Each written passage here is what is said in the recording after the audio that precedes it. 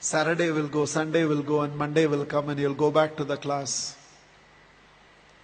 And like this teacher by name Mrs. Thompson entered the class for the first time. And she had this habit of starting her class by saying, "Love you all." But she knew she was lying because she could not feel that love for one of the students in the class who was very unkept, untidy. And there was nothing in the child that drew attention from Mrs. Thompson. She was little indifferent to the child. She picked him for every negative example and ignored him for all the positive reasons. That year, she had written the progress report for the first quarter. And it was a system in the school that the headmasters have to countersign every progress report. The headmasters called for Mrs. Thompson and told Mrs. Thompson, a progress report should report some progress. It should make a parent feel my child has a future. The way you've written the progress report for Teddy, that is how he was called. The way you've written the progress report for Teddy, parents will give up on Teddy. Mrs. Thompson immediately said, there's nothing I can do. I have nothing positive to write about the child. Immediately, the headmasters asked the administrative staff of the school to trace the old year progress reports of Teddy and send it across to Mrs. Thompson's class. Mrs. Thompson saw the third standard progress report. And it was written, the final remarks, Teddy is the brightest child in the class. She was stunned by what she read. She saw the fourth standard progress report, and progressively all the remarks suggested that Teddy's mother was suffering from terminal cancer. She is not able to give the attention she used to give to Teddy, and it's just beginning to show up on the performance of Teddy. The fifth standard progress report read, Teddy had lost his mother and along with that himself. He desperately needs help, otherwise we will lose this child. By then there were tears in the eyes of Mrs. Thompson. She looked at the principal and said, I know what to do. And she went back to the class. Probably it was a Monday morning. She walked into the class and again from the dais of the class, looked at the class and said, love you all. But she knew she was lying.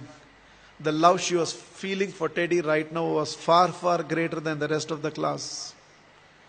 She decided that she is going to change her approach. For every positive reason, Teddy's name was called. There was no more a negative reference to the whole thing. The last day of the school came.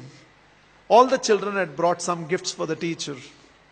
There was only one gift which was wrapped up in an old newspaper. Somehow, the sense of a teacher, she knew that it must be from Teddy. She opened that first. A half-used perfume bottle and a bracelet from which a few stones had already fallen was there. The whole class laughed, knowing it was from Teddy.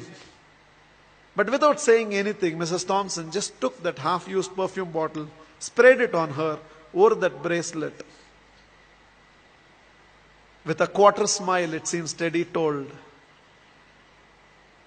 now you're smelling like my mother.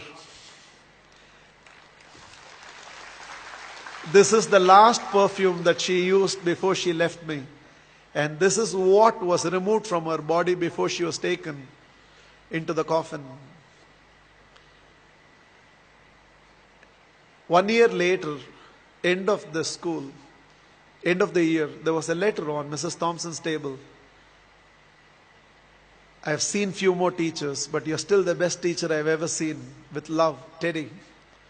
Every year till the end of the year, Mrs. Thompson used to get this letter from Teddy. I've seen few more teachers, but you're the best teacher I've ever seen, Teddy. Years rolled by, they lost contact. Somewhere an agent traced Mrs. Thompson, who had retired by now, and handed over a letter. And the letter was signed, Dr. Theodore, PhD. Teddy had gone on to become a PhD. And the letter read, I have seen many more people in life, Mrs. Thompson. This is your Teddy. You're still the best teacher I've ever seen. I'm getting married, and I cannot dream of getting married without your presence. Along with that enclosed were to and fro flight tickets. Mrs. Thompson couldn't resist. She no more had the perfume bottle, but she still preserved the bracelet. She wore that and went to the church. She was trying to sit in the last row, but volunteers identified and ushered her right to the front row. And right in the front row, there was a seat with a placard written, Mother. Theodore personally asked Mrs. Thompson to sit in the chair and whispered, "You are the closest to my mother that I've ever experienced. And whatever I am today, it's because of you, ma'am."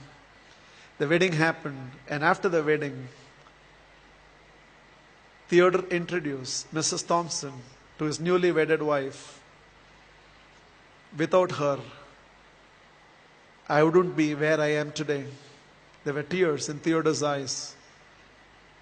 It seems Mrs. Thompson told the newly wedded woman, "Without Teddy, I would have never realized a teacher must first be a mother to every student of hers, and only then a teacher."